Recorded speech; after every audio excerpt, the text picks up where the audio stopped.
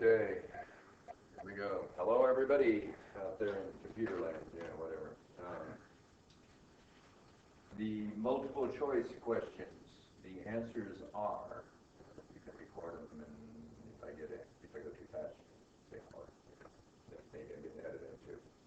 Number 1 is C as in cat, 2 is C as in cat, 3 is D as in dog, 4 C as in cat, 5 C as in cat, 6 D as in dog, 7 D as in dog, 8 B as in boy, 9 A as in apple, 10 A as in apple. Whoa, whoa, whoa, whoa. 9 B as in boy. Come on, Keith. 9 B as in boy, 10 B as in boy. Scratch the 2 apples. I don't know where I got that. 9 is B as in boy, 10 is B as in boy. Okay. 11 D as in dog. 12 D as in dog. Wait, hold on, whoa. So 9 is B, 10 is B. 11 dog, Okay. 12 dog. 13 cat, 14 boy, 15 dog, 16 boy, 17 boy, 18 apple, 19 boy, 20 boy. Okay, you got them all right? No. All right, and then we'll just work the other stuff, huh? Well, I'll try working it a little bit. I don't know if on number 21 we want to really work it, the trial balance. Maybe on 21 I'll just give you the answers too, and you can work until you get there. Do you know what you have for those? Yeah, I just don't want to.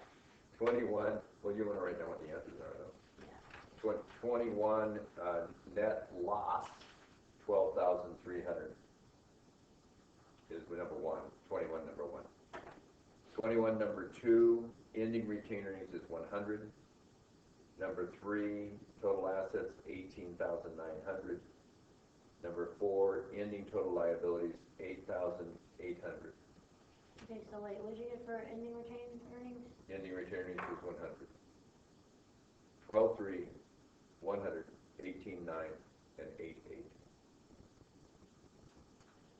All right, so you got some of them sitting there. Yeah, I just forgot a 1, so I have the 1 down. All right, and then let's do number 22. Okay, let's work that. And then we can go back and work on the other stuff. Okay, so let's do the harder stuff here.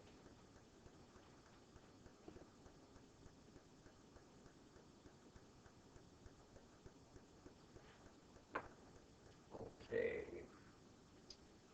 Data relating to the balances of various accounts affected by adjusting or closing entries appear below. The entries which cause the changes to the balances are not given. You are asked to supply the missing journal entries which would logically account for the changes in the account balances. So we give you the interest receivable at the beginning. They say how much cash was received. Income statement shows interest revenue in the amount of 7,400. You have to provide the missing adjusting entry that must have been made, assuming reversing entries are not made. So they haven't reversed the adjusting entry, right? Okay. All right. So for the prior year. So interest receivable is how much at the beginning? I think I'd do a T account. Wouldn't you? At the beginning is 1,000. It's right at the beginning of the year, right? Mm-hmm. And then it says during the year, cash received of debtors or interest on outstanding note receivable is 5,000. So I know that I am debiting cash for 5,000. And here's the hard thing. We don't know what they credited. I love this problem for this. You don't know where it went. What's it going to be if they've earned it? Interest what? Interest revenue. Of course. Okay, the interest revenue wouldn't. But it might be a payment against interest receivable. True. The income statement shows what on it? 7,400 at the end, right? This is beginning. This is end.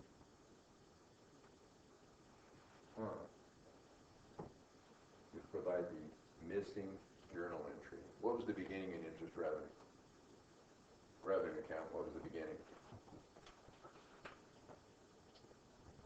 Doesn't say it. What was the beginning of every revenue expense account? Zero. Okay, zero. All right. Anyway, so we know that. Hey, how you doing? I just read off what all the answers are, so you'll need to watch the beginning of the tape, or I can give you this if we get done early, and you can just copy it. It'll be fine. Okay. Yeah. And then we are working number 22. So. Okay. So what do you think the entry might have been? The adjusting entry. This is the source entry, and I don't know what that was. So I don't know if I wrote this problem. I don't think I did. I think this is one of the authors. So here's the source, but we don't know what the source was. You know, what is that? That's pretty cool. Okay, and then the adjusting journal entry will be something. You know, adjusting what? Interest receivable and interest revenue. But we have to know how much interest revenue was, and we have to know how much interest receivable was. And does it really tell us? Well, it tells us how it got into interest revenue. I can think of various ways it could have gotten there. What could their adjusting entry have been? What do you think?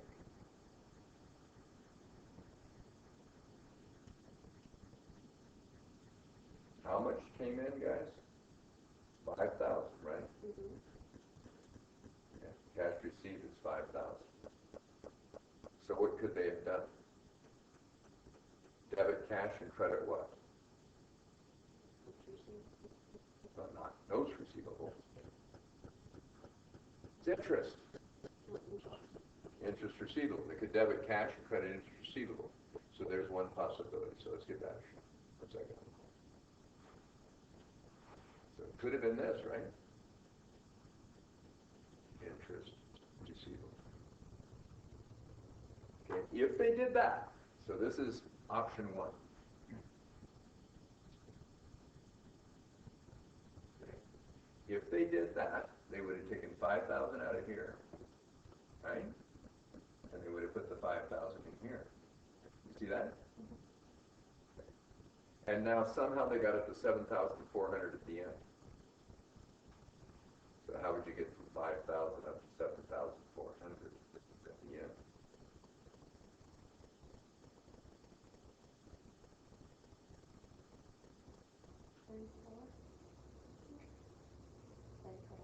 Another 2,400, I guess, right? Oh, I put that. Oh, come on, Keith. I'm tired. I apologize. Did it bother you guys that I put interest revenue on that side? Yeah, it's kind of credits. Yeah. Okay. The interest revenue is 7,400, is it? Yeah. Starts at 0. And right. So what we could have done is debited cash and credit interest receivable. Okay. So that's what it would be. Okay. Sorry about that. Oops, wrong too. Okay. So what we've got is we could have debited cash and credit interest receivable, but then we got to get 7,400 into interest revenue somehow. So how are you going to get interest revenue up from 0 to 7,400? You're going to credit it for 7,400, aren't you? Okay. So credit interest revenue, 7,400. And debit what? Got to be interest receivable, right? Because they only collected 5,000. 7,400. So I think that this would be a reasonable adjusting journal entry. Look at that. And what does that give me for an ending balance? What I should have done here is just ask the ending balance in there. What's the ending balance? 8,400 less 5,000 is what? 3,400. Ta-da! Right? So here's what it had on my balance sheet. Here's what it had on the income statement. There's option one. Did either of you give me that journal entry? Debit interest receivable 7,400, credit interest revenue 7,400. I have most of it. I'm just messing with it. Well, that's one way you could do it. That's not the way the author thinks it happened. Okay, that's one way. What's another way?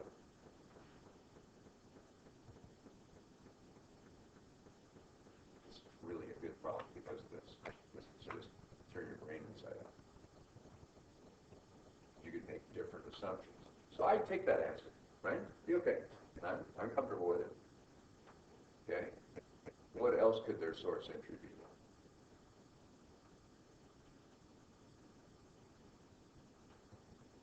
Debit cash 5,000. Give me a credit, you guys.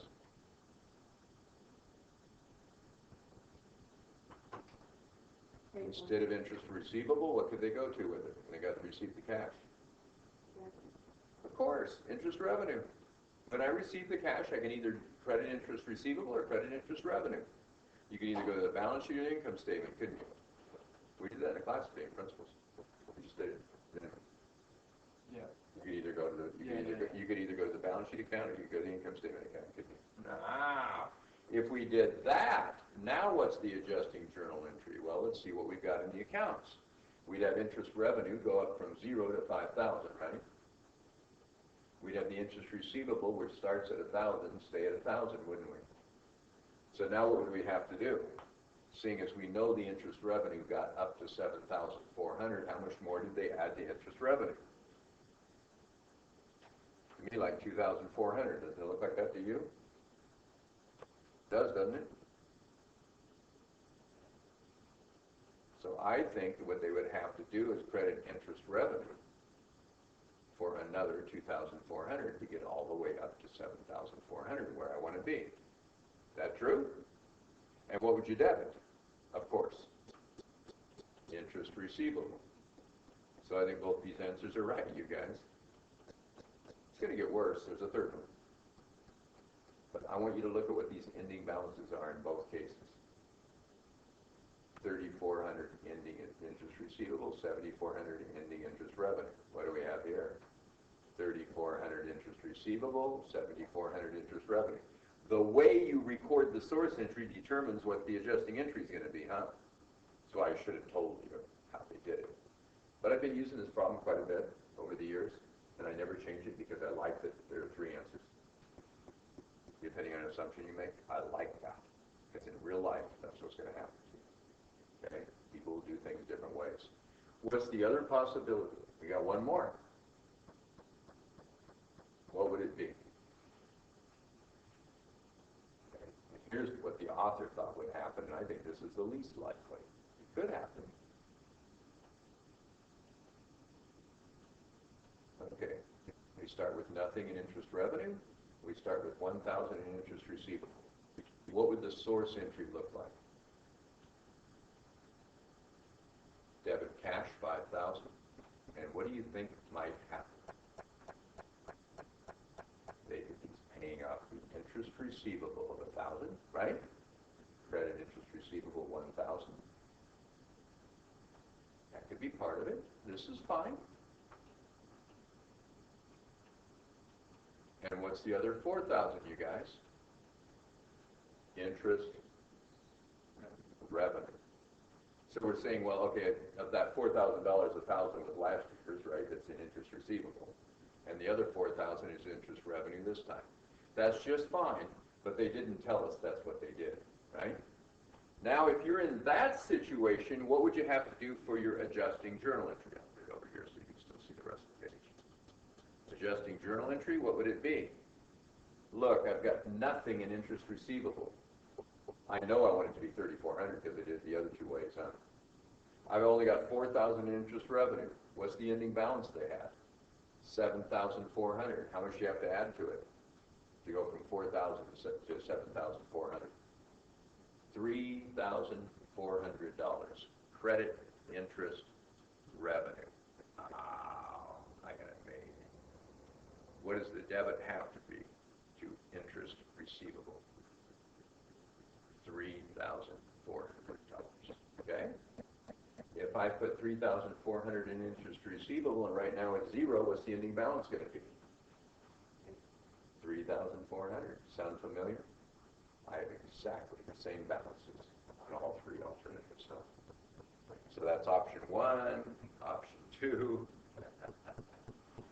and option 3. See it? So which one of those did you come up with? Any of them? Any of those three? Parts of it. What do you mean parts of it? This is the entry over here, or here, Right here. Did you get one of those?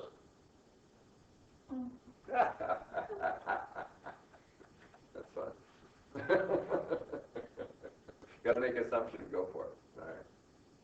You know, how many points is this? You guys relax, right? Quizzes do not determine your grade. Right? That's the final. Okay? Quizzes are just fun. See whether or not you're really learning anything, whether you're really thinking enough. And the answer is when you do this first quiz on chapter 3 and you think this is just principles again, how can you make principles this hard? Because it's really hard. I tell the principal students it's really easy. That's because they keep easy. But accounting is not easy. Not really. You got to think. You got to figure out what's going on.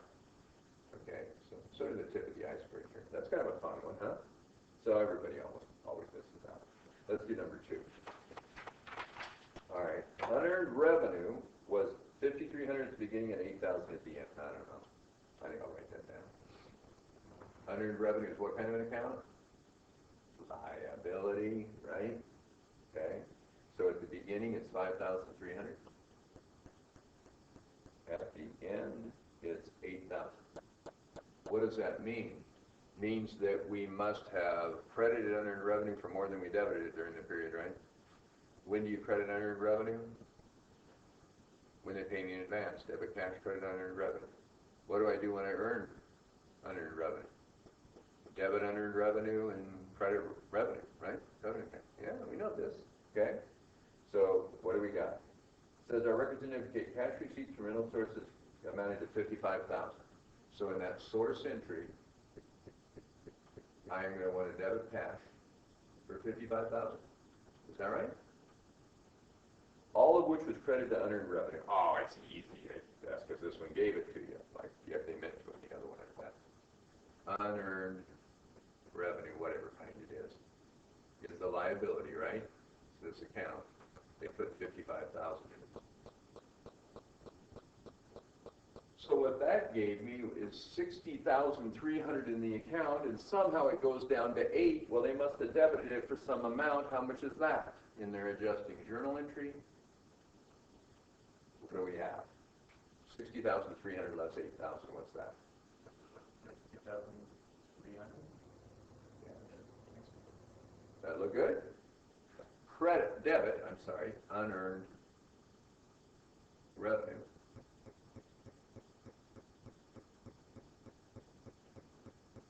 And credit what? We earned it. What is it? Service revenue of some kind? It's rent, isn't it? Yeah. Unearned rent revenue. Unearned rent revenue. Unearned rent revenue. And now it is what? Rent revenue. 52,300. You gotta get done. Easy. That was easy. We did that in principles, didn't we? You're just now doing it. Jeez. All right. Failure again. Okay, accumulated depreciation. You guys are going to get there. Accumulated depreciation equipment at January 1st was $230. All right, fine. Accumulated depreciation, contra asset, right? So just to double check, that was a deferral revenue, right? Yes, it was. This is a deferral of revenue. Yeah. Back. That's kind of fun. What are these? Interest receivable. Debit interest receivable, credit interest revenue. What are we doing? In every case, we're doing that entry, aren't we? Just different amounts. What is that? I'm recording the revenue even though I don't have the cash yet. That's your accrual. Because you're doing Got it. revenue or expense first. It's an accrual, absolutely. Deferral is deferring the revenue or expense, even though the cash changed hands. Mm-hmm. Accrual is recording the revenue or expense, even though we have not received or paid out the cash yet. Yeah. Got it. Okay. All right. So let's see. At the beginning, it was 230. The balance of the account at the end of the year is 290. What does that mean? What's the minimum their depreciation expense must have been? It goes from 230 up to 290. It's 60, right? So we know the adjusting journal entry for depreciation is going to be what? debit depreciation expense, and credit accumulated depreciation. True? Is it going to be for 60,000? Yes, if you retired no equipment, right? I've got the beginning here. It is equipment, and whatever it is, yeah, equipment. Beginning, and this is going to be the depreciation expense, right? But what could come out? What if you sold some? Sold or retired? Right, guys? You guys know about this, don't you? He doesn't. Yeah. Well, you guys know about this. You could get rid of pieces of equipment, can't you? What is it? That's a something expense, was it? Depreciation. Oh, Debit okay. depreciation expense, credit accumulated depreciation. That's always the adjusting journal entry for depreciation, right? Okay. How we record it. Okay, so let's see. Was there something sold? What does it say? Equipment, the original cost of 40, 3/4 depreciated when sold, right? They sold it. So what do they do when they sell a piece of equipment? So this is the source entry that must have happened earlier. That's what makes this hard. If you're coming back, you're trying to back into what these entries were, huh? What would the entry have been for selling a piece of equipment that cost us 40,000? Wouldn't you credit equipment for 40,000? True? Wouldn't you get rid of all the accumulated depreciation? I mentioned this in class today, but we didn't do it. Right? We'll do it later. Yeah. We have to retire the equipment and the accumulated depreciation, right? How much accumulated depreciation is there? It's 3/4 of the 40. How much is it? 30? If I got cash at 10 for it, I broke even, right? Debit cash 10. Remember that stuff? What if I got 12? I debit cash for 12 and credit what?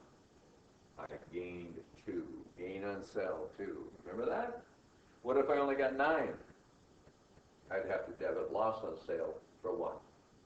You know, obviously it's got a 10 book value. If you get 9 for it, you lost 1. If you get 12 for it, you made 2. Easy. So you don't know this entry. I have no idea what that one is. Doesn't matter. I do know that happened. That's all I need. That 30,000 came out of here for sold equipment.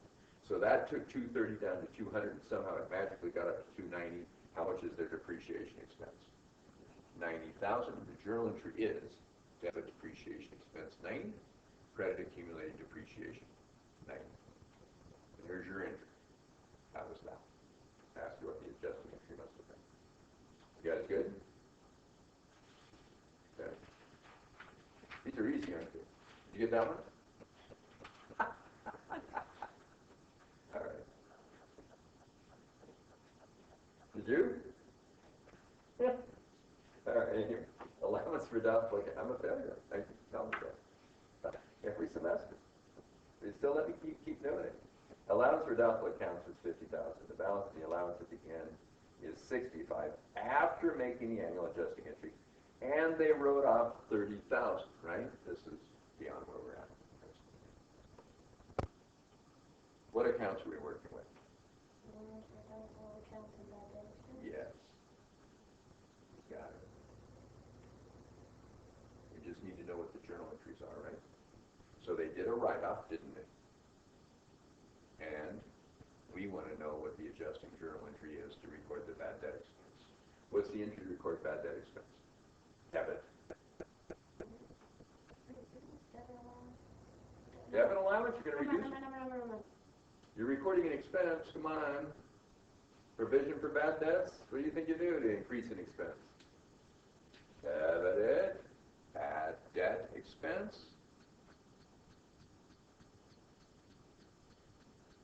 Did you do a brain dump after principles too, like she did? Apparently, debit bad debt expense and credit what? Accumulated depreciation. Whoops. Allowance for doubtful accounts. Allowance for doubtful accounts, right, guys? I know you know this. That's how you replenish it. What do you do when you write off an account?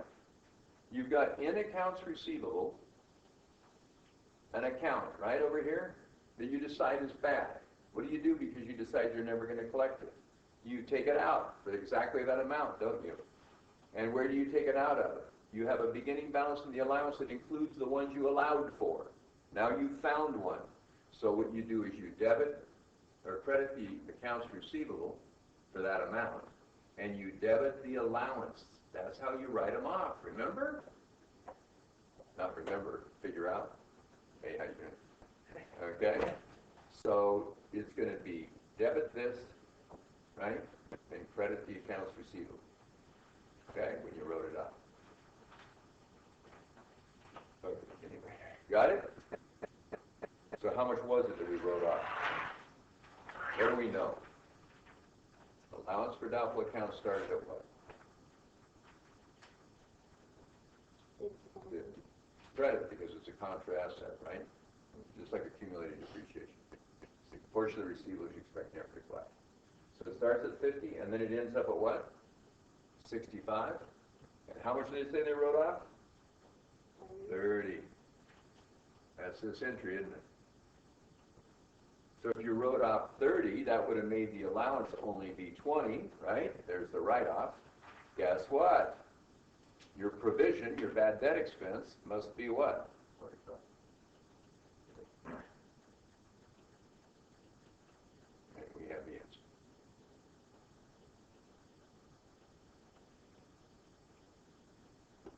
Did you get that one? Oh, you guys. Okay.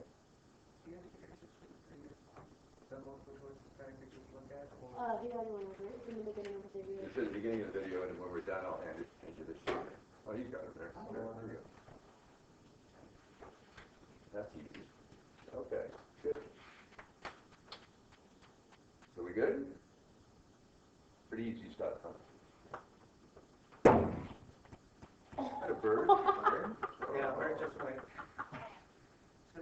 Hopefully it just dazed itself. Oh, It's a long ways to the ground, huh? Yeah. Kelly's in the tree right now. What, do you fly over the tree? Yeah, he like hit it and then flew up in that tree. Good job. Windows in the way. There are no windows in the tree. And they're fine. Mean, but especially with windows on both sides, probably, huh? Yeah. They can see through. You know, probably things can swim. But you Swim and said fly it through. was window. Why would you run into it? Then you can't see it. Moving. Flying. I run into doors all the time, don't you, Glassman?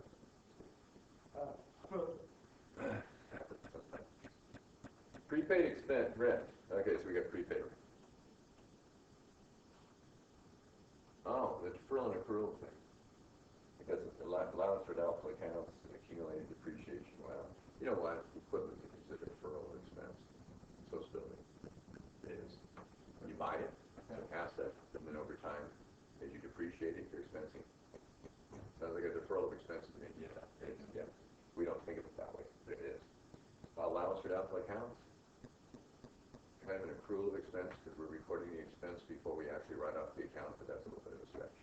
Okay, prepaid rental. You're debiting prepaid rent and crediting cash, right? And so that's a deferral. Yeah, deferral of expense. Yeah. Okay. So it says the prepaid rent at the beginning was $9,000. It's an asset, right? So it's a debit. Okay. It's going to become rent expense, right? As we use it. You guys agree with that? Everybody. Okay. Rent payments of $120 were made and charged to rent expense. Oh, it was nice they told us. Okay. By the way, number one on this question is really hard because it didn't tell us what they did. There are 3 different answers I have for that one. Okay. So, all right. So what we're going to do is we are going to debit what? Rent expense. How much? 120,000. And credit cash. 120,000. That is my source entry, isn't it?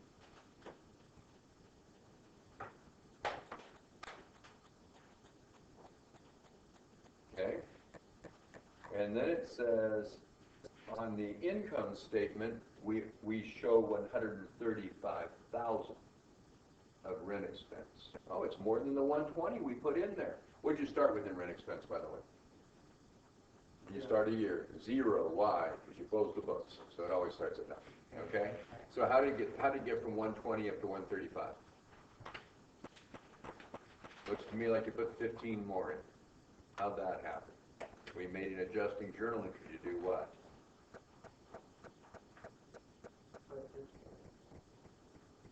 Is that right? Did I do that right? Prepaid rent is 9. Rent payments are 120. Oh, I love this one. Yeah, this one is screwed up too. Right? This one's screwed up too. Yeah, because their answer is impossible. What they give you, right? These are questions that got the authors. This one, the first one was messed up because they didn't tell you what they did with the source entry. This one's messed up because there's not enough prepaid rent to be their answer. What are we going to do to rent expense? We're going to debit rent expense, right, for 15. Should have done that.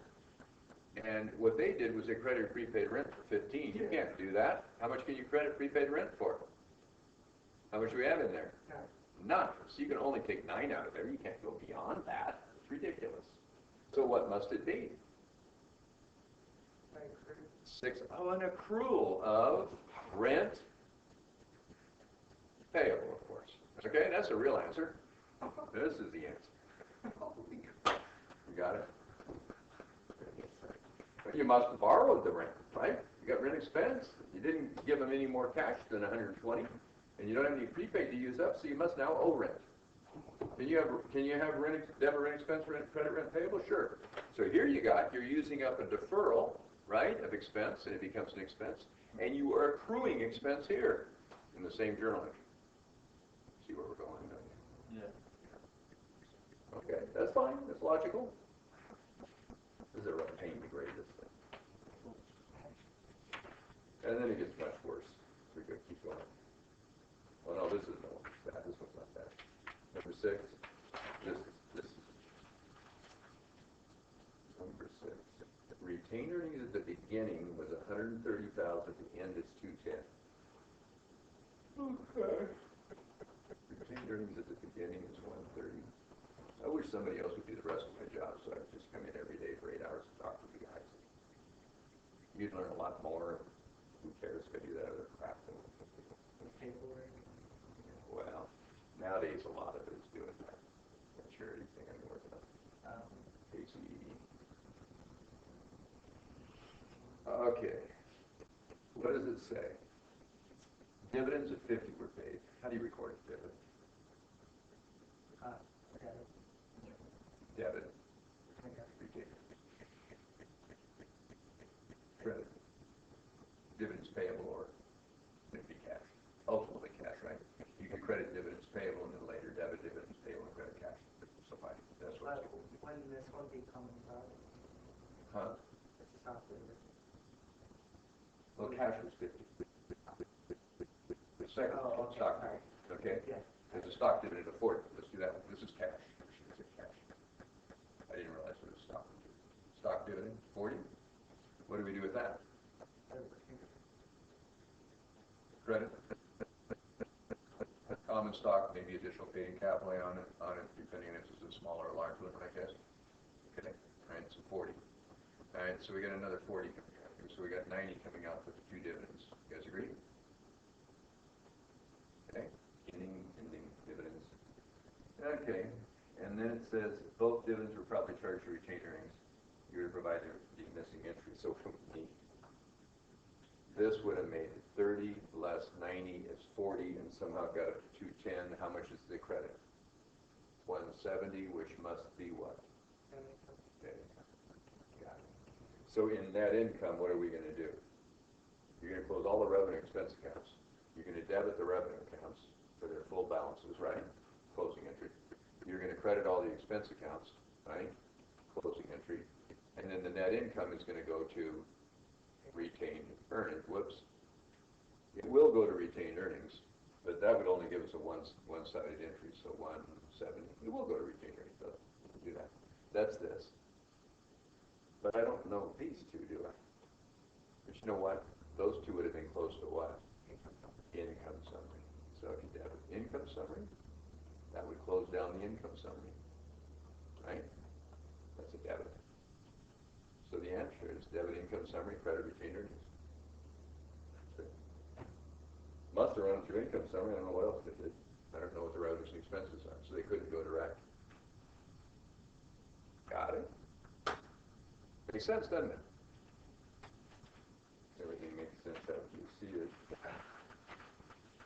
Then they got easier. That's kind of fun. I just put the questions in whatever order they come in, and I don't care.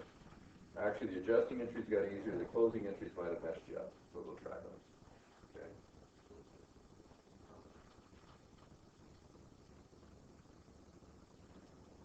Can't see.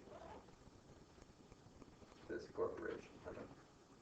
Sure, and watch the rest of this crap. Pretty good test. Your quiz scores do not determine your grade. Have some fun. It's just a learning experience. Because my students refuse to study unless I give them quizzes. At least enough. They'll study, but not enough. After you give the quizzes, you know what you didn't learn, right? You know, before you take a test. Good. And then retain it to the final. Okay, now here's the deal. The trick on this question, you guys, see ya. See ya. The trick on this question is, you know, you have beginning balances. Well, they're unadjusted balances. This is after all their activity, right? These are unadjusted balances. They took last year's beginning balance, made a whole bunch of transactions, maybe millions of them, thousands of them maybe, and they end up with these balances, right? Okay, depending how many transactions they have. Now we're making the adjusting entries at the end, right? That's all we're doing. When you make the adjusting entries, it changes those balances, doesn't it? If it changes those balances, that will change the closing entry. You have to close what's in the account, not what you started with in the account, but what's there after you do your adjustments. Almost everybody closes the balance that's there now. What? You made a bunch of adjusting entries. You changed the balances. So think, okay? Think about it. All right, so here we go. These journal entries are not bad at all. Let's do it. A. Insurance expired during the years 2000. Well, where would I find that? In prepaid insurance, I bet. Right? Have they recorded that yet? They say they haven't. So it expired. So prepaid insurance is $4,800. What are you going to do to it? Decrease prepaid insurance to 2,000. You credit what?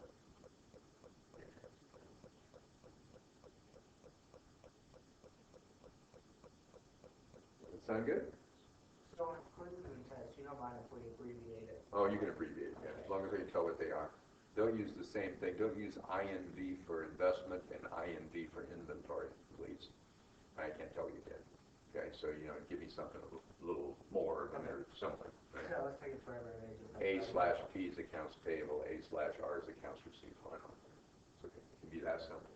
Okay? Or give me enough so I can tell what it is. Okay? All right, tell them apart. B, estimated bad debts are 1% of gross sales. What's gross sales? It's gross sales, not net, so we don't have to take any sales returns and allowances or sales discounts out. By the way, those are revenue contra accounts. Sales discounts and sales returns and allowances, they'll have a debit balance. I'll have those later. But we don't have them here, do we? This is straightforward. So we have sales. What's sales? 260. What's 1% of that? 2,600? Oh, right? So what do? That's their estimate for bad debts. What do you want to debit?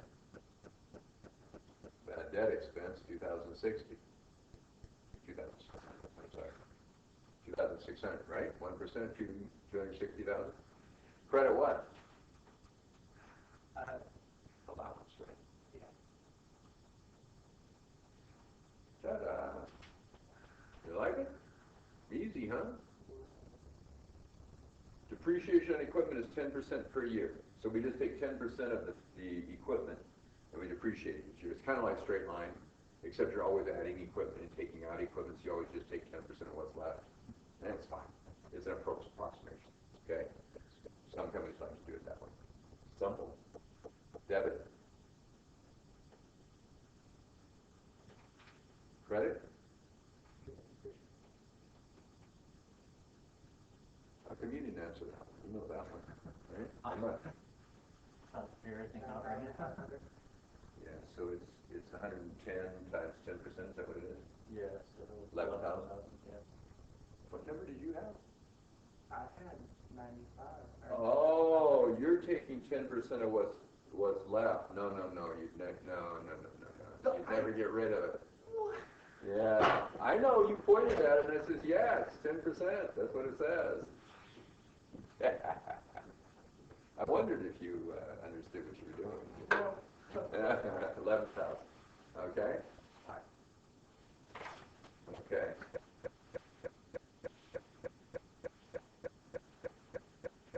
D. Interest is 6% in receivable on the note for 1 full year. Oh, so they haven't given us any payments. We're going to accrue interest on it. What is it, 10%? Oh, I can do this in my head. Note receivable 10,000. 10% is what, $1,000 bucks? It was a full year, right? Yeah. 1 full year, 10%, $1,000. Everybody agree? Note receivable 10,000.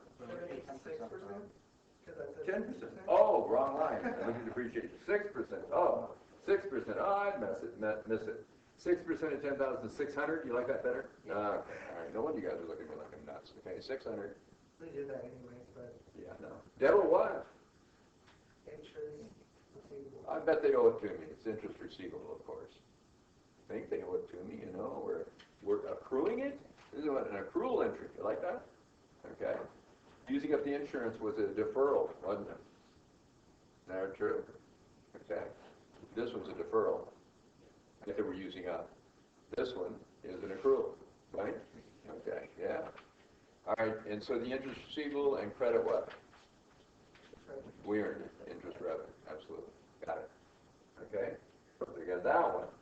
Rent paid in advance of $5,400 was originally charged to expense, but it's paid in advance. So, you know, I look for, oh, by the way, what you should do with a trial balance is always look for both accounts that would affect it, or maybe all three. You might look for prepaid insurance, insurance payable, and insurance expense. Really need to look at all of them. Later, when we get into later classes, we'll mess with you, right? So we'll have all of them working, okay? Sort of like the one that we just did where they must have had a insurance payable or whatever it was, rent payable or something, right? And that earlier problem, you know, you'd have to be looking for, yeah, this one. You'd have to be paying attention to pick that up, don't you? Right? Because we got rid of the prepaid, so now we need a rent payable. So we do the same thing here. These problems are all easy, so it didn't make any difference if you saw it or not. But I got to add to that, right? And later I will, I promise. Okay? So I'll give you things that will be like, whoa, what do I do with this? Okay? So debit interest receivable, credit interest revenue for that one, for D. And then in E, is that where we were? Yes. Okay. Rent paid in advance, $5,400 was originally an expense. So I look at rent expense. Is there a big number there? Yeah, it's 12,800. 5,400 of that is not rent expense because it applies to next year. What is it? It's prepaid rent. Debit prepaid rent.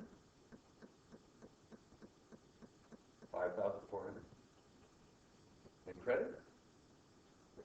Rent expense because it's too high.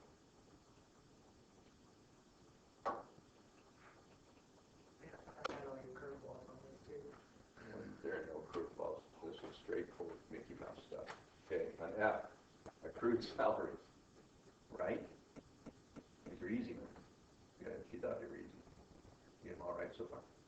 I don't know, I didn't put my answers on here. Probably not though. The last one, accrued salaries and wages at December 31st is 5,800. What account do I need to check to see if there's some accrued already? Yeah, salaries payable. Is there an account salaries payable? No. What if I have an account salaries payable with 3,000? I'd only put 2,800 more in, right? But there is no salaries payable account. And by the way, if there's a zero balance in the account, it never prints out on the trial balance. Why would we do that? Wasted, wasted space, wasted ink, wasted paper. So we don't put it out at all if there's no balance. So what do we assume the balance is? Zero. There's no balance in it. So what should be the balance in it? 5,800. So I go to wages and salaries and wages payable, maybe.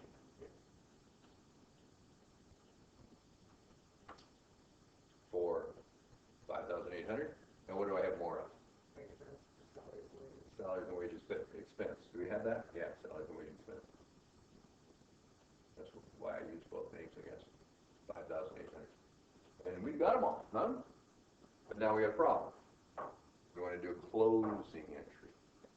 What do you want to close? All the expenses and revenue. Revenue expense account. So where do you start? Sales revenue? Yeah. Okay. So the accounts I want to close include sales revenue. Right now it's 260. Did I adjust that account? Nope. So I can go to sales revenue. Here's my closing entry. Okay. This is the last part of it, right? Part B. Sales. What's it going to be? Sales. Actually, it should be sales revenue because that's what it is. 260,000 debit makes it a zero, right? And this is January 1st of the new year. Right, guys? Or whatever, the first day of the new year. It is December 31st year. This is January 1st, 2014. Right? Wait. Yeah. This is Oh, I thought you did the closing entries. January 1st of the next year. Oh, you don't do it. Not December 31st. No, no. It's a millisecond into the new year. Right? At December 31st of 1 year, or whatever the year end is, you finish everything. All your adjusting entries are done. Everything's done. Everything's recorded. You do your financial statements right at that point. Millisecond later, theoretically. In other words, no transactions in between. Nothing changes in between. You close all the revenue expenses. Now they're zero and you start again. If you close them before you do your income statement will list all zeros. So you can't close before the year, right? That's not so much about technical how to do it. It's about what are we doing, right? Why I say that. So you can envision what's the process. Okay, cool. All right, so I'm going to get rid of the sales revenue. Let's go down to expenses. What do we have? Why don't we do the revenue? See if we have another Debited. Do we have another one? interest revenue. Oh, now we have interest revenue. We made a journal entry. But you know what? If I don't realize it until I go through the entries, who cares? What do I want to do? He remembered the interest revenue. So what do you want to do to it, seeing as I recorded some in my adjustments? You better get rid of it. And that's the only interest revenue we had. How do we know that? Because there's no balance in it before we put that in there. It's 600. I close it. So there's two revenue accounts. I'd have to close that, wouldn't I? So I took care of that one. Cost of goods sold? It's an expense. Did we make an adjustment to it? Nope. So what are you going to do? Cost of goods sold, what? Credit for 126, that'll make it zero. Okay? All right. Salaries and wages, we're 50,000, but what do we do? I think we added 5,800 to it. It's 55,800 now, isn't it? Salary and wage expense, 55,800. Are you gonna give us fallback points if we like screwed up one of them, but Did you put 50 there? no, like if we screwed up one number, Yeah. but like everything Oh, I'll else. give you a partial count. Yeah. Thank you. And laugh at it. Okay. What's next? Rent expense? Get rid of it. But what's the balance of rent expense there? 5,400 less. Well, it's 12,800, but we took out what? 5,400 of it? So how much is it? 7,400? Would you agree with that? That's all we have to close out is what the balance is. You see what everybody sees what we're doing, right? Okay, good. I don't need to draw key accounts for it. Good, thank you. All right. Accrued salaries and wages is 5,800, right? What happened? Oh, we did that one, didn't we? Okay, let's see where we at. Oh, rent expense. That was the last one, wasn't it? That's everything. Okay. Oh, it's not even. What else did I record? Bad debt expense. We better close that now. 2,600. See, depreciation expense. You want to close that one?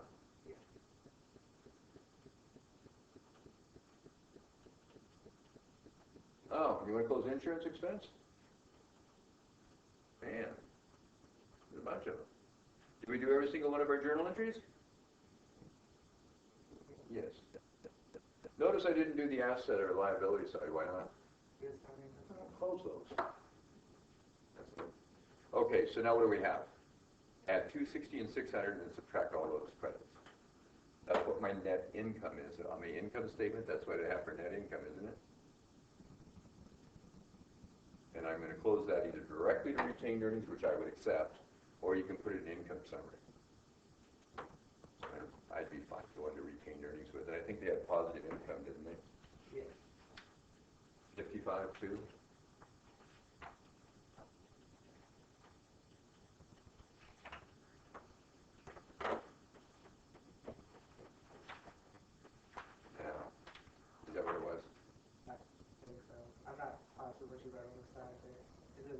126 even, 55.8, 7,400.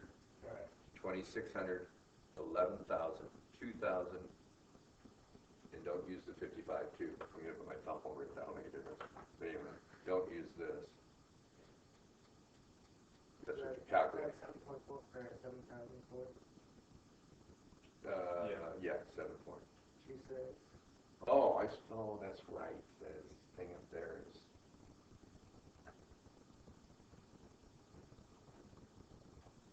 Yeah, that's right. There. Now you can see it. 55.2.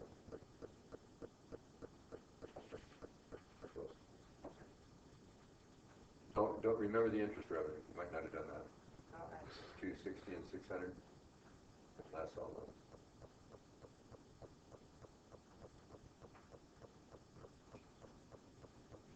Oh, It worked. I'm even just trying to look at it. Can't read my writing. 260,600 less 126,000, 55.8, 7,400, 2,600, 11,000, 2,000. Should leave 55,200 there. I don't know why that got moved. I don't think you can move it with the controllers down here. I think you have to physically do it. So they replaced a bulb in one of them. And I keep getting 55.8, so here's the now. Yeah, I got 55.8. maybe it is 55.8. They did 55.2. Okay, let's see. Yeah, 55.8. Because, That's interesting. I mean, just look. 260,600. Yeah. What they did was they debited sales revenue here, and they debited interest revenue, and they credited income summary. So they do an income summary, and they put a debit of 260,600 in it. That makes sense? Yeah. And then they, adding these up, they got 204,800. Does that sound right? Yes. Yeah. Oh, it's a typo on the key here. Because 260,600 less 204,800 is 55.2. 55.8, I'm sorry. Yeah. So it's 55.8 is correct. Right, 55.8 on there. So if That's you check that. Yeah, sure. But both of those should have been 55.8. Then if you have this 55.8 in here, what would be your entry to close the income summary? Well, credit. No, I'm lying. They debited all the income. Debited? Yeah, they've got a credit balance of 55.8. But to make it zero, credit it by 55.8. No, debit. What am I doing? 260,600 revenues. Oh, we close those accounts. It's a credit. In income summary, we debit these two, the credit income summary. I said it right, I think, and wrote it backwards. And then we do all of these here with credits, and we debit to, what was it? 2048. 2048. Yep. All right. Then we end up with in here 55,800. Yeah. There we go. And then we close that to retained earnings. So our entry would be credit retained earnings 55.8 and debit income summary. So if you did it that way, of course, it's correct. You can do it with one entry, like I did here, or you can do it with two by just putting that in the income summary, right? The net income in the income summary, and then closing income summary to retained earnings, or you can use three. You can close all the revenue accounts, the income summary, all the expense accounts, the income summary, and then close that to retained earnings. Okay, easy. The big mistake people make is they forget to use their own journal entries that they just made on the closing part. I didn't make that mistake. I just didn't even see cost of goods sold, so I thought cost of goods sold was sales revenue. Oh, that's And good. so that threw off a lot of stuff. That worked. Thank you. All right, now the fun one. Okay, Grier and Associates. What do you do with this monster? Now, it says it's cash basis, so that means they have not recorded their accruals and deferrals, right? Yes. That's what that means. And cash basis, when you receive cash, it's revenue. When you disperse cash, it's an expense. There's no such thing as accounts receivable or accounts payable or prepaid or unearned revenue. Easy Right. thing to keep track of. Crazy, right? It doesn't, it represents cash flow, that's all. It doesn't really represent income. So anyway, but some companies keep their books on a cash basis and convert to an accrual for their financial statement, right? Other companies keep it on accrual and convert to cash basis for their tax return, because they want their tax return to be cash basis. Small companies. Large companies can't do that. Against the law. Okay, so, but for small companies, it's okay. So in this case, they're cash basis, they want to go to accrual basis, we have to put in all the accruals and deferrals. So all we got to do is think about, well, what would the entries be for each one of these things? Okay, so what do you have? It shows cash receipts from customers. By the way, this is a better way to do a cash basis income statement. You like this? Cash receipts from customers, cash payments for various things instead of calling them expenses and revenues. And then net income, although they should say net income cash basis. And then they give you additional information, which is all about the balance sheet. This one's a little easier because it doesn't have what? Inventory and cost of goods sold, accounts payable. So yeah, it's a little bit easier. You don't have to be quite as much. But it does throw a new twist at you. There's accumulated depreciation, which needs to get recorded. Right? Okay, we need to do something with that. Okay, so how are we going to do this? I want to do an accrual basis statement. So what do I have here? I think a good way to do it is probably to use T accounts for the things that go together. I certainly would. I want to know what sales are. I know cash received from customers. How much is it? 450. And you do not have to do it this way, you guys. These are all thousands, aren't they? Yes. Okay. You don't have to do it this way, but it's kind of safe if you do. Accounts receivable. What happened? It went from 30,000 at the beginning to 60,000 at the end. That means you sold 30 more than you collected, right? It just does. Okay? So if this increased by 30, I'm going to have a debit to accounts receivable by 30. I'm going to have a debit to cash, of course, by 450. Okay? That's a net debit to receivables. Of course, what really happened was you debit receivable and credit sales for a big number. And then you debited cash and credit accounts receivable for a big number. They're all merged together, I think. Okay? And then what other account would go with this? Sales revenue. You know, there's one other one. Unearned revenue. But Keith, in his infinite generosity, didn't give you that account, so you don't have to mess with it. If you do have unearned revenue, you better use it, right? Be forewarned. Okay? And sales is how much? I don't know, that's what I'm looking for, but I think it's kind of simple to find it. It's 40. Because there's no debit or credit to unearned revenue, so my sales are 480. You guys get that? Yeah. Good, yeah. You don't remember? Yeah. No, I made a mistake on You went the other direction and got 420. No, I added 60 to it and got 510 instead of the 30. Oh, God, just the ending balance? Okay, all right. Anyway, that's ridiculous, but okay. All right, so then we have payments for salaries and wages. Cash, how much went out? 150. Then you had salaries, wages, payables that started at 20, ended at 10. I almost screwed this whole I bet you 10 of that cash is that. You bet. It is, isn't it?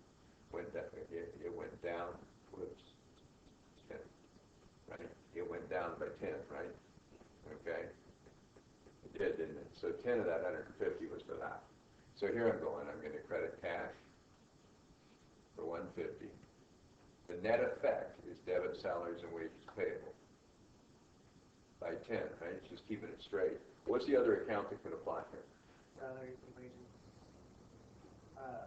Wait, This is the accrual. prepaid? This is cash. Oh, we could prepay them, couldn't we? Yeah. I like that. But I didn't give you that account, so what's the beginning and ending balance? Zero. Okay, we don't have it.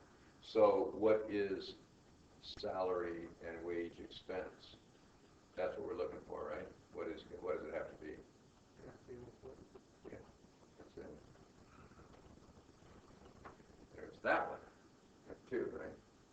So yeah, which one has the top figured that through all these C accounts, I just looked at the increase and decrease and realized you didn't have all the other accounts. Did you get them right, or did you go the wrong Yeah, I direction? get them. Oh, if you get them right, I don't care. It's a waste of time if you can do it in your head. But if the wrong numbers come out, don't do them in your head. Okay, that's salaries and wages. How about income taxes? Cash. We're looking for income tax expense, right? Then you have income tax payable. We have income taxes payable. And what else could you have? Prepaid income? Sure, you can do prepaid taxes. People do. Prepaid income tax. Is there a prepaid income tax in this problem?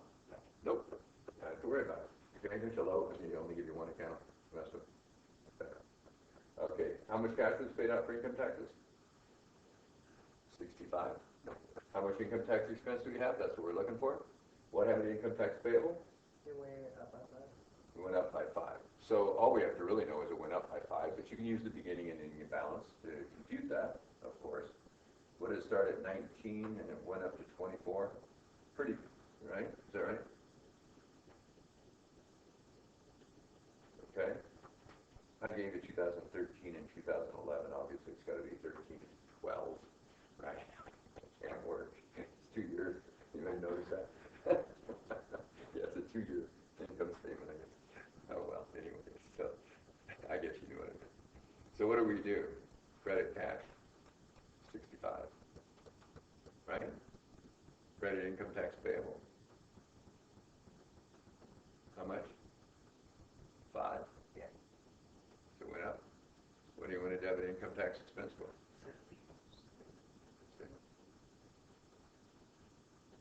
How can anybody think this stuff's hard, huh? Easy. Okay, turn your brain inside out though. What are we down to? Insurance? Yeah.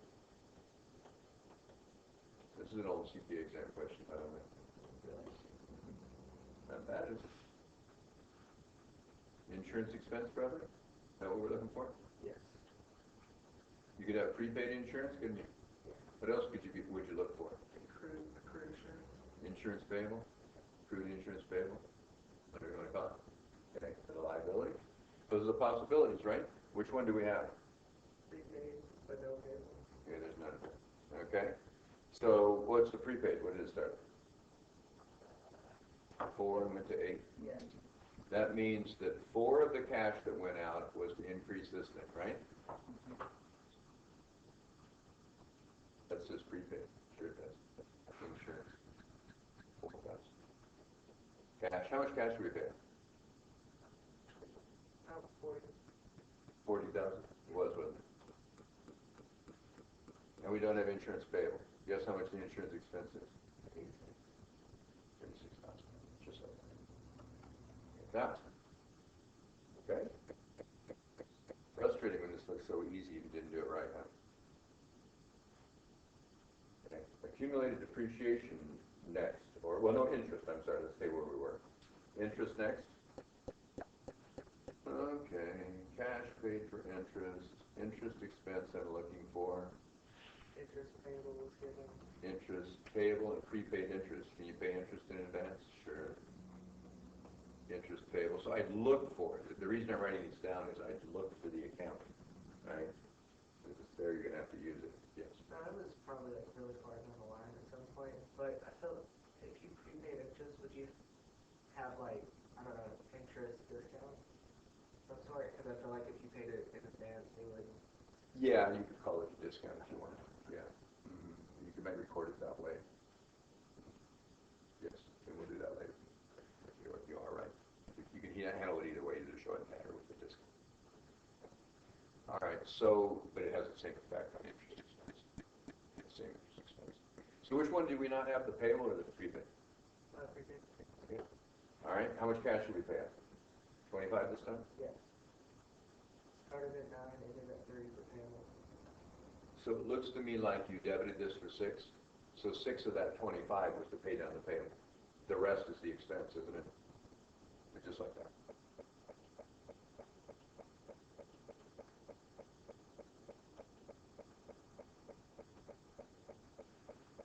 And 19.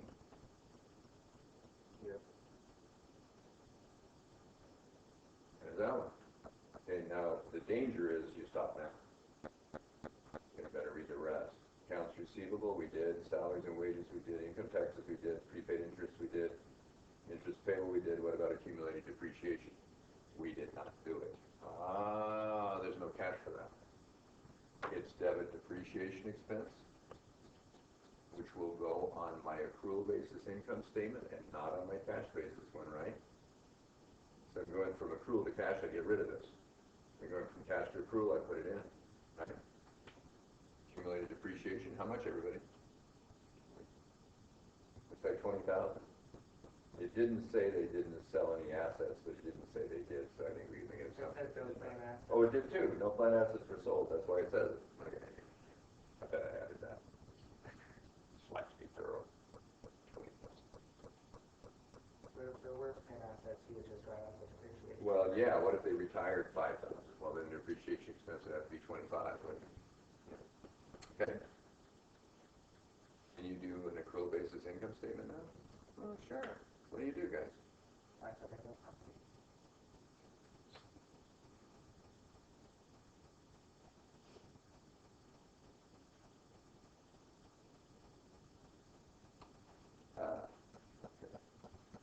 Nine something strange.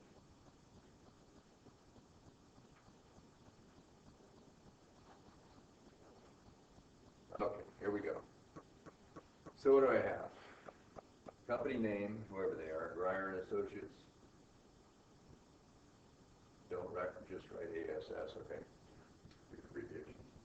You know, it's fun if you put them in the computer and the computer will abbreviate. And how often you get apps, you know, the company apps. Yeah. And pretty fun. So you always watch for that. You don't really want to do that to them. So Greyer Associates. Income statement, and I'd write accrual on it even though you don't have to. So that we know we went to the accrual basis. If you don't say it is accrual. Otherwise, if you cash it, you'd have to say so. For the year ended. And you can abbreviate this stuff too. And of course, in real life, you write everything out gorgeous. Computer types it out. So what do we start with? Sales? 14. Oh, is that it was? Is it 14 we're doing? Yeah. Oh, that'd be a good idea.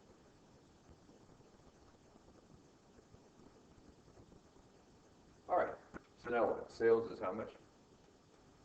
Would you call this sales, or would you say service revenue? What are they doing? Who are they? Service revenue. Kind of cute. You call it what it is. Because when I figured out there was no cost. It is, yeah, it's service revenue. It has to be. Say what kind of business they're in? No. Okay. Yeah, it'd be service revenue because there's no cost of goods sold. It's a good catch.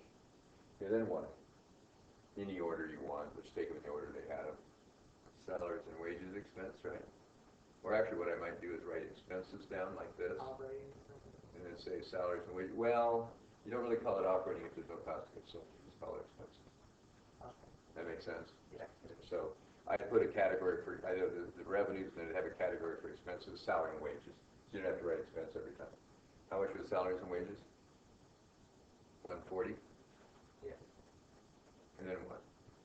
Then, income I tax. guess we could do income tax expense next. I don't know that I would, right? But income taxes, it should get down to the bottom probably. But for our purposes here, this is fine. 70 was it? Yeah. And then what do we have? Insurance expense? Yeah. How much is that? 36. Okay. And then we have interest? Yes. How much is that? 19. And then we have, Depreciation. is that the last one? Yeah. 1, 2, 3, I skipped some. Salaries and wages, income tax, I guess not. Insurance, interest, and depreciation. How much is depreciation expense? 20. We'd add up our total expenses. 285.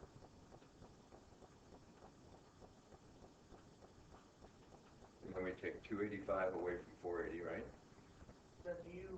We get our net income. If we were going to do that, do we have to do the total expenses? Because I kind of did like they did up here. And Yeah. just added to the side. Yeah, it's okay to do that. Yeah, you could do it the format they did or the format I just did. I don't care. And the difference is 170, is it? Whoops. The difference is, well, it's not, it's 195. There, the cash was. That's it. How many got it? 3 or 1 did. You did. You get close?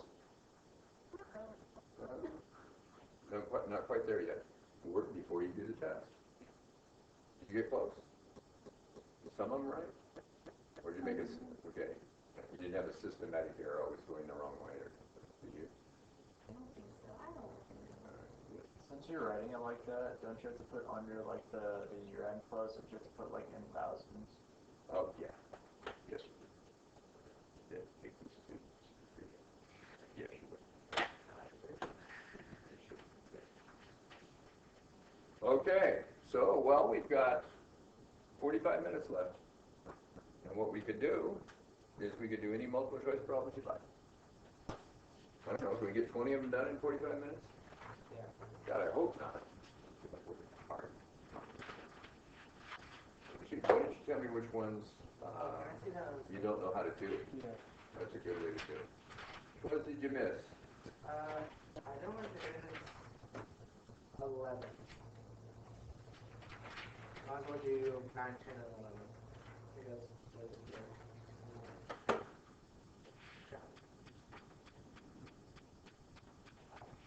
Let me get a drink. We're in order. Stale coffee. This one goes stale. Cold. Do we do number 11? Oh, you gotta do it on the whole thing. No, I'm going to go have a drink of water. I'll be right back. Okay.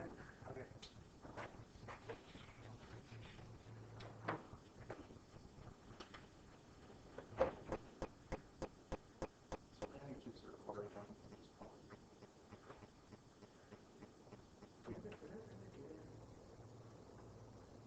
Oh, okay.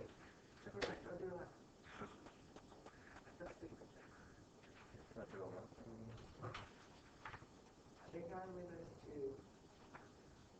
And that's if I correctly picked Steve for 15.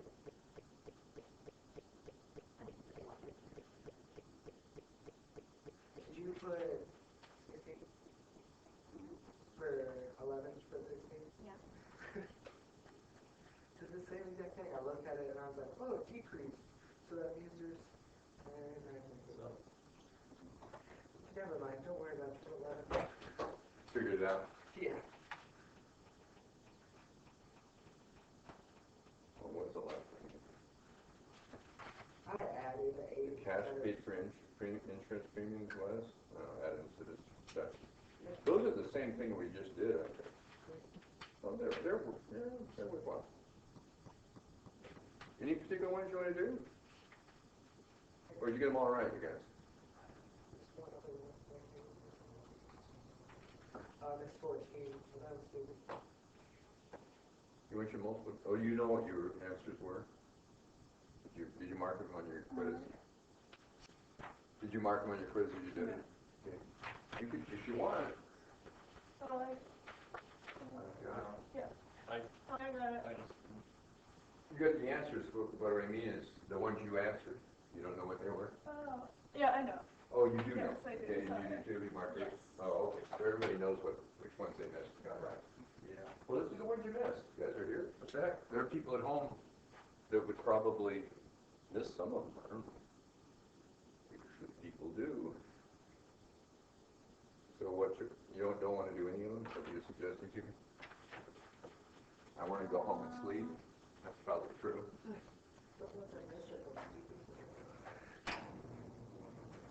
Sunshine is wonderful. Right.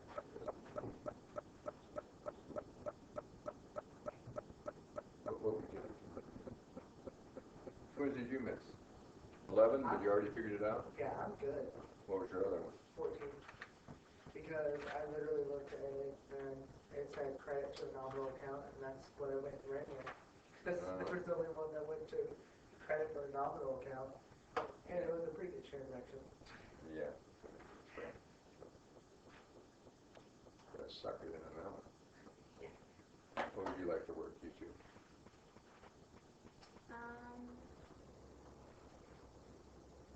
I didn't want to do them all, so now they want me to do any. What'd you miss? Go ahead and do number 11. Go ahead and do this. Okay. Do that. Okay, in fact, you're right. That would be 9, 10, and 11, wouldn't it? Yeah. Yeah, let's do those. 9, 10, and 11. They're the accrual deferral stuff too, and make it a cash to accrual or accrual to cash. Makes it a little clearer. So they tell us what the interest revenue was, the salary and wages expense, and the insurance expense, and then they give the interest receivable, the salaries and wages payable, and the prepaid insurance. What do you bet interest receivable goes with interest revenue? Right? What do you bet salary and wages payable go with salary and wages expense? What do you bet prepaid insurance goes with insurance expense? Right? Sure. Cash received for interest during 2013 was. Okay, so what do I know? I know my interest revenue is $131,000, right? So I could just say, okay, interest revenue. What credited for $131,000? Okay, everybody agree with that? Must have been. So sometime, that could be debit cash credit interest revenue. Could be debit interest receivable credit interest revenue. It could be debit unearned interest revenue and credit interest revenue. Could be all three of those, couldn't it? Well, we don't have an unearned interest revenue. We just have interest receivable. What happened to the interest receivable? It went up by 3,200.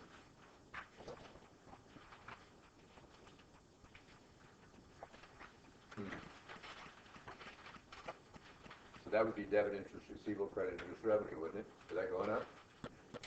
So the rest of the interest revenue came from what? Cash received. Now I know in interest receivable you debit it and credit it both, but that's the net effect, isn't it? So what's 131 less 3,200? Is it 127.8? Of course it is. You do just like that. Fantastic. Okay. We good? You didn't do that? No, I got that one. Okay. Did you get that? Oh, I'm wasting our time. Good. Hopefully somebody at home missed it. Otherwise, what fun is the problem? Number 10. The cash paid for salaries was, and we'll do exactly the same thing. When you look at salaries, what's salary and wage expense?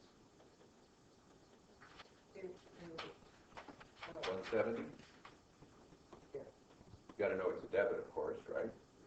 Okay, and then we want to know how much cash was paid for it. That's what we're looking for. Okay, we're looking for that number. And then what do we have? What you could have, of course, is prepaid salaries and wages, right? And you could have what else? Salaries and wages payable. Which one do we have? Salary and wages payable. Yeah, and what happened to it, up or down? It went up 9,400. Okay. So what we've got is a debit to salary and expense and a credit to salaries and wages payable for 9,400. The rest of the expense must be what? Cash. And again, I know that we credit salaries and wages payable for a big number and then debit it for a big number. Doesn't matter. That's the net effect. Okay? So how much does that give you? 160,600. CPA exam can be easy, huh? You know what you're doing? Just nothing to it. And a lot of people would look at this and say, what? How would I not possibly know that? I don't know. Know what you're doing. Cash paid for insurance premiums during 2013 was. Okay. What are the possibilities? Debit prepaid insurance, credit prepaid insurance, right? Debit insurance expense for sure, whatever that number is. And credit cash. And could you have insurance payable too? Of course you could. Right? You either debit or credit insurance payable. I don't think we have that, do we? We have prepaid insurance? That's it, yeah. How much is it? What happened? It went down by 20. Yeah, so what you did was you debited insurance expense and you credited prepaid insurance for a net of 800. And again, prepaid insurance got debited and credited. Apparently they don't have insurance payable. What's insurance expense right now? 15,200? So what's this? Was that the answer? Yep. There's something with haywire if you missed that one, guys. Subtracted it. Yeah. I added it, so subtracted. Did you write down the journal entry? entries or T accounts, one or the other? Yeah, put it on the account. Yeah, it's still does, yeah. When they're as simple as only 3 accounts, I use a journal entry. If I get to 4 accounts, geez. So I can see the journal entry better. Yeah, maybe. Maybe still a journal entry with 4. But be careful. Debits and credits really matter here.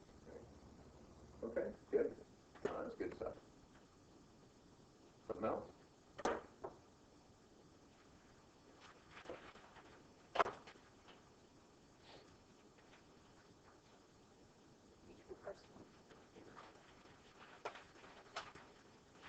Masso Company reported journal entries for the issuance of common stock for $80,000, payment of $26,000 in accounts payable. This is a good one. And payment of salaries expense of $42,000. What's the net effect of each on owner's equity? Okay. So think about it this way.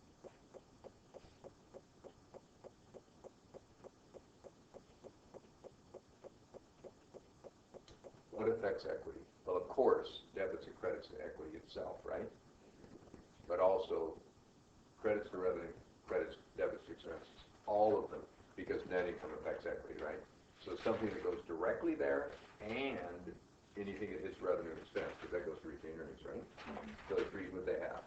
They said they issued common stock for $80,000. That would be debit cash and credit common stock. True? Ta-da. Right? That would give you more equity by 80. That's equity, isn't it? Okay, and then it says payment of salary expense of 42, right? Wait a minute. Payment of 26 on accounts payable. What's that going to be? Debit accounts payable. Credit what? Cash. What's the impact of that on equity? There's not any. It's a liability and an asset. There's no effect on equity. No revenue or expense and no equity directly. So far we only have that one, right? That's an asset, so it's going to calculate, right? Cash. All right, and then it says payment of salary expense of 42. Isn't that debit salary expense? And credit what? They paid it. All of them are paid. Does that affect up here? Sure, it's an expense. That's going to go straight into equity. So that one matters. So what's the net effect? This is going to increase equity. This is going to reduce equity. Credit and debit, right? What do those two add up to? 38,000. Increase in equity. Even I can get it. Okay? Yeah. Easy to get sucked in. Okay? Just getting your thinking really, really clear. Okay? 21. 21? Oh, I did do 21. Did you want to do it? Oh, no, I didn't do 21. I take it back. We never did 21, did we, guys? Yeah. Was that the first problem? What was it? Yeah, I didn't do it because it's easy, and I thought we'd run out of time, but we're not running out of time, so let's do it. A little too dark in here now, don't you think? That's too bright yellow. Oh. Okay. There we go. How about that? Easier to sleep. Let's start to get dark. So the light keeps shining closer and closer up here. All right. So, yeah, let's do that. It's okay. Really? Okay. Anyway, what do you want to do for, it gave you an adjusted trial balance. It's like an income statement, right? And like a retained earnings statement, I guess, because it wants in the retained earnings. Actually, we can just do this without doing the statements if we want. You want to just do it without doing the statements? Let's do it. Let's do it just like this. Assets equal liabilities plus equity. Never saw this before in your life. Revenues less expenses. Net income. And then I want to know what happens on retained earnings. Yeah. Attributed capital. And retained earnings. Here we go.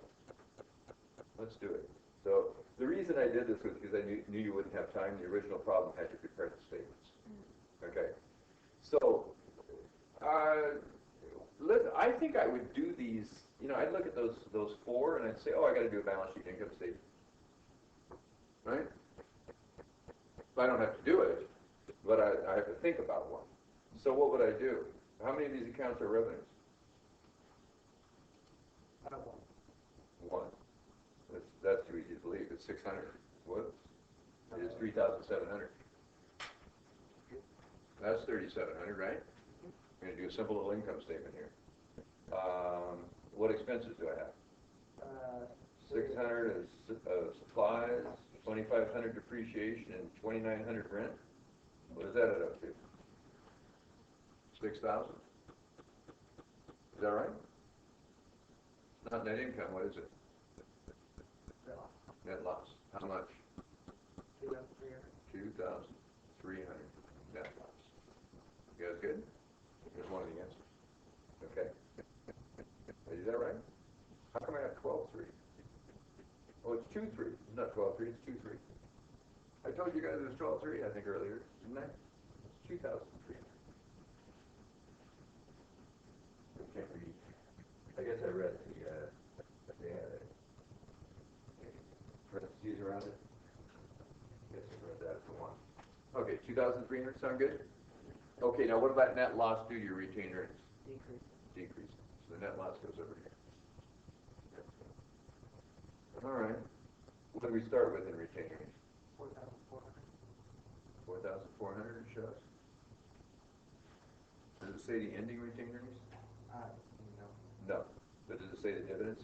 Yes. Yes. Aha, look at that. 4,400 less 2,000 less 2,300 gives me what? 100 debit. Is it? No, it doesn't. 100 credit. Yep. So I got a 100 ending balance. Okay? I want it to be a deficit for some reason. I wouldn't if I was running the company, would I?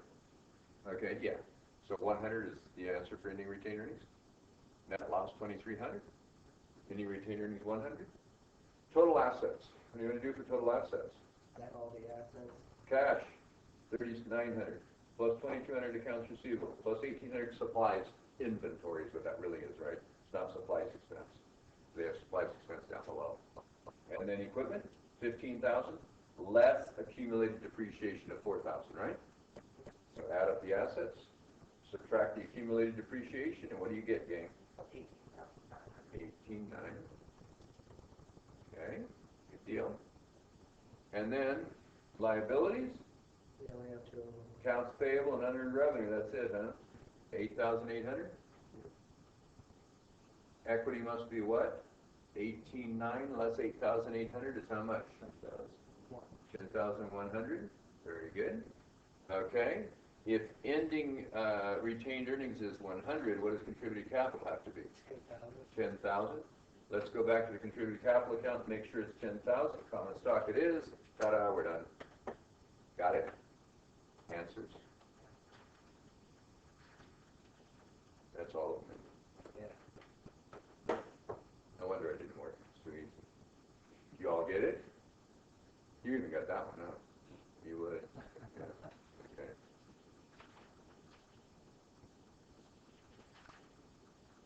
So I'd be able to do a financial statement. I think on the exam, I bet on the exam I had to do a financial statement. I will before we're done anyway. And if it's not on this exam, it'll be on a later one. Want to do something else? Or do we get to go? You're good? Comfortable? You figure these out on your own? Anybody at home call me if this one driving you crazy? You guys too? Okay. I'm going to drop me an email and text me. Later. Call me. And I'll ignore you until after you get the test done. I'll try not to. But I got to go to an important basketball game this weekend. My grandson's playing. And then we have to have the grandkids with us tomorrow and spend the night. That's always a lot of fun. Don't even call We me. do that all the time. Yeah, so it'll be a lot of fun. And I'll probably have to watch, fairy princesses. No, they don't like princesses. I shouldn't say that. Dinosaur movies. Something. Yeah. No, you can call it. So it's a perfect question. So good. Thanks for taking the time, you guys. Everybody better get perfect scores if we're only doing an hour and a half out of a 2 hour, an hour and 15 minutes out of a 2-hour session, I promise you. See, they're overconfident. No, you're going to solve it. Yeah. I reuse stuff, so rotate it. Change numbers on it, so it's the same problem. Did you write on this at all? No. Okay. time. I don't think I've had very many principals stick around for intermediate reviews. That's pretty fun. Kind of insane, isn't it? Finish it like 6.5 hours. Yeah. Listening to me. Oh, good. That's scary. Are you sick? That's like, I was visiting Dex 212 class last night, and I asked him, his bar and ski, and so I had no reason to be there. So, but anyway, I went in and I said, how many of you guys are taking 215 from Deck at the same time you're doing 212? And about half of them. Are you going to be doing that too? I am. Yeah, it's awful. Yeah. If you're going to avoid it, avoid it. Same professor twice, one semester. Ouch. Especially Deck, because he's kind of crazy. Yeah. He's fun. Fun, crazy guy. Anyway, thanks for giving me a half hour off the film, guys. Like it. Are you gonna stop the recording? Oh, yeah. Keep it going? Let him I want to stop it because I have to stay until it saves it. So you guys study hard.